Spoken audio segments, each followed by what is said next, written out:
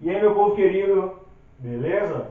Agora a gente começa a verificar os gráficos ou o gráfico da função quadrática, da função de segundo grau, beleza? Da função no formato ax ao quadrado mais bx mais c, tal que o a não seja zero, porque senão dá uma função do primeiro grau, tá? Enfim. Então, para que você consiga compreender melhor a ideia de que o gráfico da função de segundo grau é uma parábola, tem um comportamento parabólico, eu indico e peço que você vá nos links que eu vou colocar aí embaixo na aula, tá? Para verificar o comportamento geral com o suporte do nosso GeoGebra querido, ok? Numas aulas que eu preparei para o estudo geral da função de segundo grau com essa tecnologia, com o GeoGebra, beleza?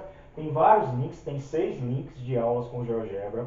Você vai dar uma paradinha aqui na nossa aula teórica e vai lá no GeoGebra estudar essas aulas para a função de segundo grau, para que você compreenda melhor, não só sobre o gráfico, mas os outros elementos todos que a gente está vendo aqui, só que com o apoio do GeoGebra, tá? Vai lá, assim que acabar a aula aqui, vai lá e assiste aquelas aulas com o GeoGebra da função de segundo grau, beleza?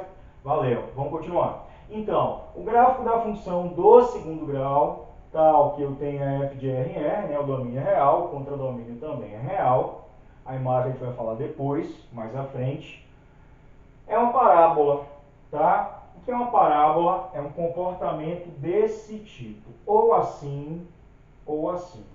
Nesse caso, eu direi que a parábola tem concavidade voltada para cima, tá? Nesse caso, eu vou dizer que ela tem concavidade voltada para baixo.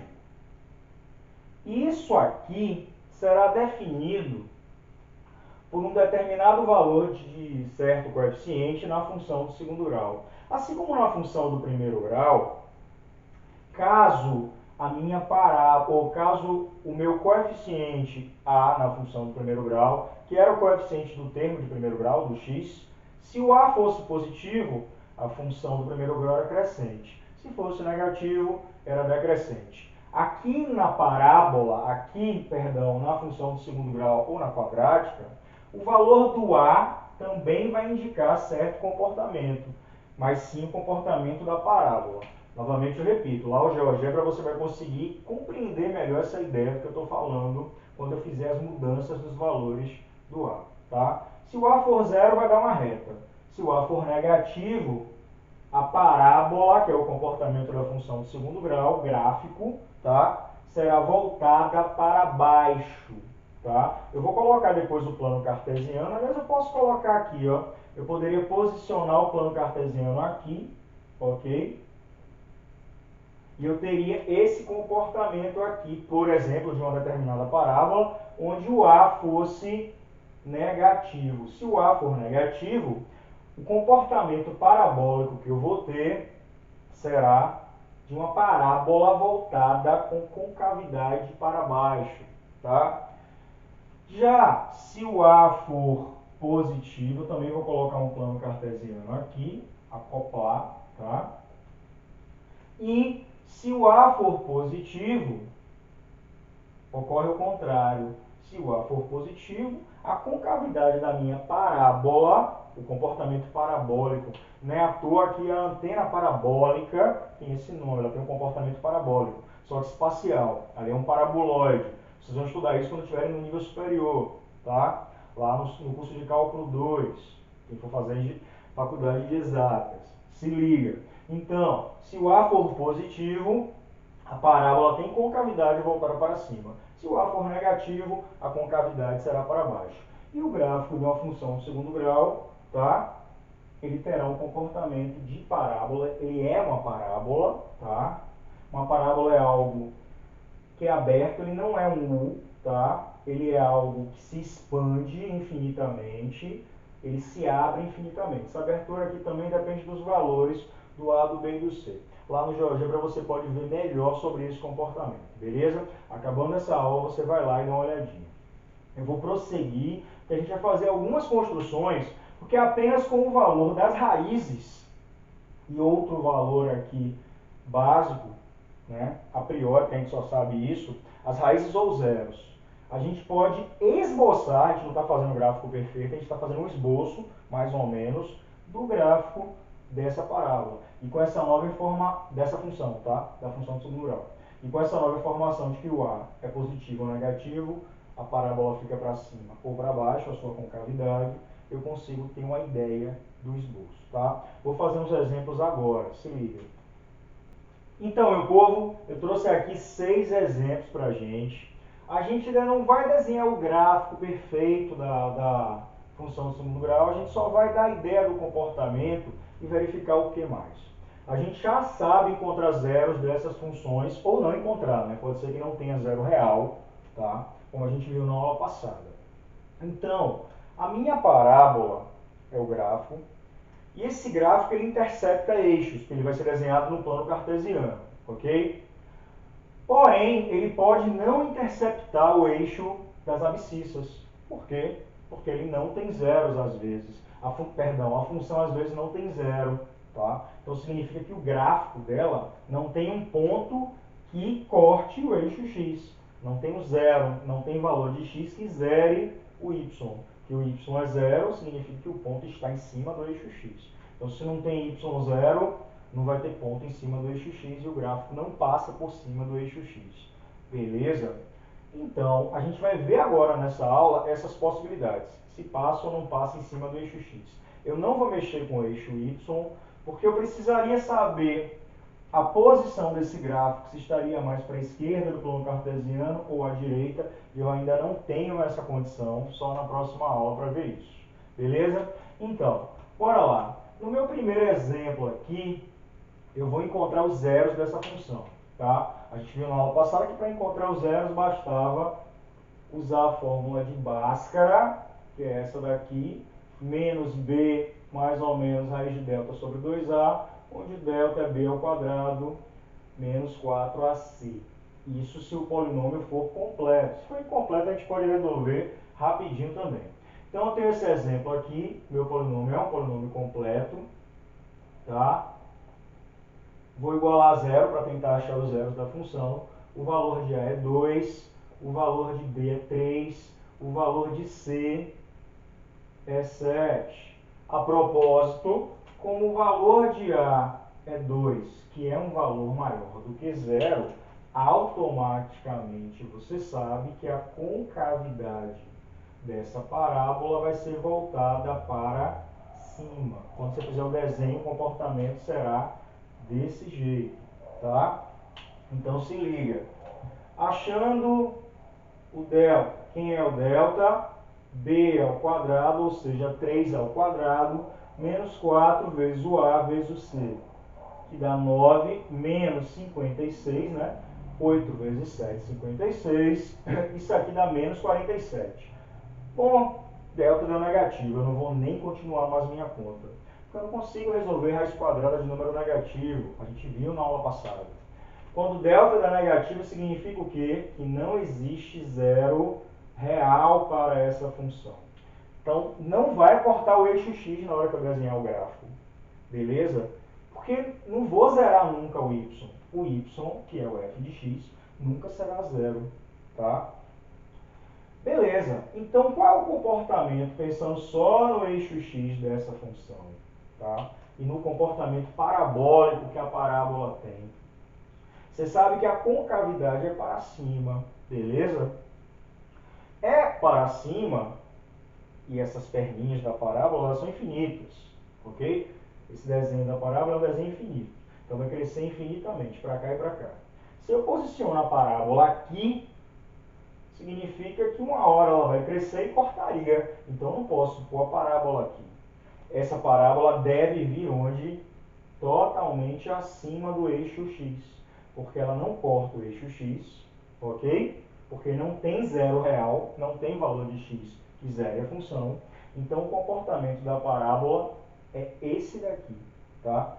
Ela é côncava para cima e não toca o eixo x, é como se ela flutuasse em relação ao eixo x, beleza? Imagine o eixo y aqui. Pode ser que o eixo y esteja aqui e aqui. A gente não sabe a posição do eixo y para colocar. Beleza? Isso a gente vai ver na próxima aula. A gente não sabe que posição em relação a y a gente bota a parábola. Só sabe aqui a posição em relação a x. Beleza? Então, essa parábola está flutuando totalmente acima do eixo x. O que eu sei é o seguinte: se eu colocasse um eixo y aqui, como é que ficariam as imagens dos pontos que estão nessa parábola para essa função, meu povo? Todas as imagens seriam o quê? Positivas. Qualquer valor de x que eu jogar aqui nessa parábola vai gerar valor de y o quê? Positivo. Por quê? Porque a minha parábola está totalmente acima do eixo x. O meu gráfico está totalmente acima do eixo x. Isso lembra o quê, meu povo? Isso lembra que nem a gente fez lá na função do primeiro grau, estudo do sinal, que a gente já vai aproveitar e vai ver junto. Qual é o estudo do sinal dessa função? Essa função, ela é sempre positiva, porque o gráfico está totalmente acima do eixo x, tá? As imagens estão acima do eixo x. Significa que os valores de y são todos positivos, se eu colocar um eixo y aqui. Beleza? Então, eu vou escrever da seguinte maneira. Eu vou dizer que para todo x pertencente a R, para todo número x que eu pegar aqui, minha parábola infinita, implica que a função f sempre será o quê? Positiva. Maior do que zero. Inclusive, ela nunca vai ser zero, porque não tem zero da função. Beleza? Aproveitei e fiz o estudo do sinal. Para fazer o estudo do sinal da parábola, ou melhor, da função do segundo grau, eu só vou precisar saber o quê? Dos zeros da função, se tem zero ou não, e do comportamento da parábola, se é côncava para cima ou côncava para baixo. Beleza? Se liga. Eu vou fazer o próximo exemplo, ok? Fica aí. Então, meu povo, fazendo o exemplo 2, eu tenho a função g, eu vou encontrar os zeros dessa função, tá? Basta igualar a expressão a zero, tá? Quem é o a dessa função? Menos 1. Quem é o b? 2. Quem é o c? Menos 1. Polinômio completo, nossa fórmula de Bhaskara está aqui para pescar, beleza? Então, delta, quem é? 2 ao quadrado, menos 4 vezes menos 1, entre parênteses, beleza? Vezes menos 1, que é o c. AC. Isso aqui vai dar o quê, povo? 2 ao quadrado, 4. 4 vezes 1 vezes 1, 4. Menos com menos, mais com menos, menos. O que é que aconteceu? Delta deu zero. Significa que vai acontecer o quê? Eu vou ter uma única raiz real. E eu posso descobrir qual é essa raiz. Aí eu vou para onde? Para a fórmula de Bhaskara. O que é que diz a fórmula de Bhaskara? Menos b, menos 2, mais ou menos a raiz de zero, nem precisaria colocar, sobre 2 vezes a, que é menos 1.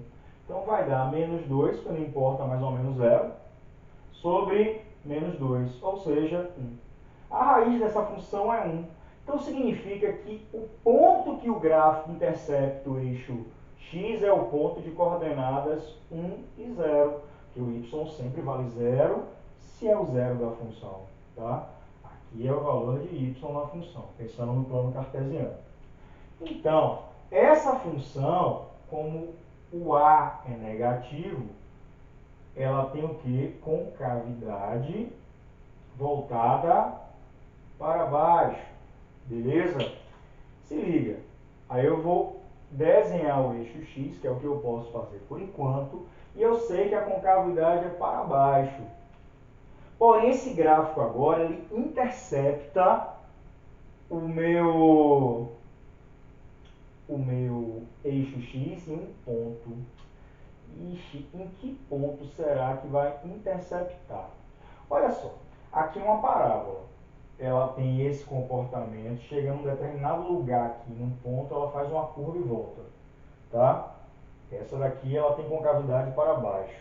Bom, já que ela vai interceptar o eixo x em um único ponto, meu povo, se liga. Em qual ponto poderia ser? Poderia ser nesse. Se interceptar nesse, significa que vai fazer uma volta e vai interceptar de novo. Porque a parábola ele tem esse comportamento simétrico em relação a um ponto aqui, que é o ponto onde faz a curva. Esse é o ponto onde faz a curva. Eu vou dar nome a esse ponto nas próximas aulas, tá? Se liga. Mas aqui é um ponto onde ela faz a curva, onde ela volta, ela muda de comportamento. Beleza. Então, ela vem, mudou de comportamento, ela volta repetindo como se fosse um espelho aqui nesse ponto, tá? Então, não vou dar nome a esse ponto agora, só depois. Mas quem quiser já vai ver a aula do GeoGebra, já vai conhecer esse ponto lá com o GeoGebra, beleza? E tem que fazer isso, tem que acompanhar as aulas no GeoGebra também. Então, beleza. Para cortar em um único ponto, que é o valor 1, que é o zero da função, o meu gráfico só poderá tocar esse eixo em que ponto dessa parábola tocaria nesse. Se tocasse nesse, significaria que teria um pedaço da parábola aqui que ia fazer a volta e ia tocar de novo, o que não pode acontecer. Não pode tocar de novo. Então, quando a parábola só tocar, quando a função do segundo grau só tiver um zero, significa que a minha parábola vai tocar o eixo x, que é o gráfico da função do segundo grau, em um ponto, e esse ponto é exatamente o ponto de mudança de comportamento. É esse ponto onde ele faz a curva, tá? Onde ele muda o comportamento da curva. Então, o meu comportamento da parábola, nesse caso, vai ser desse jeito, tá? E tem que ser para cá para baixo, porque ela é concavidade para baixo. Se eu coloco ela aqui, ela cortaria em dois lugares. Eu só quero ela cortando em um ponto, e que ponto? No ponto 1, tá? Para estudar o sinal dessa parábola aqui, o que é que eu posso observar? Como o meu gráfico ficou todo quase abaixo do eixo x, significa que todas as imagens quase são negativas. Eu falo quase porque tem uma imagem que é nula, que é justamente no ponto 1 dessa curva, tá? No zero da função. Então, qual é o estudo do sinal para a minha função? Eu vou dizer o seguinte: para todo x diferente de 1, para todo mundo aqui, ó, todo mundo que eu pegar antes do 1 e depois do 1, implica que a função é o quê? No caso, a função é a função g, né? Que a função g é o quê? Menor do que zero, negativa. Porém, quando x for igual a 1, a função g vale o quê? Zero, que é o zero da função. Esse aqui é o estudo do sinal dessa função, tá? Que tem essa parábola como gráfico, ou pelo menos como esboço. Aqui ainda não é o gráfico bonitinho não, porque a gente não colocou o eixo x, mas, perdão, o eixo y. Mas sem o eixo y, a gente já consegue estudar o sinal. E se o gráfico está abaixo do eixo x, significa que as imagens são negativas nesse momento, tá? Se liga. Eu vou parar por aqui para que a aula não fique muito extensa. Na próxima aula eu faço os outros 4 exemplos de forma mais rápida, tá? E aí a gente continua depois. Se liga, curte, compartilha, tá? Se inscreve no canal e abraço, até!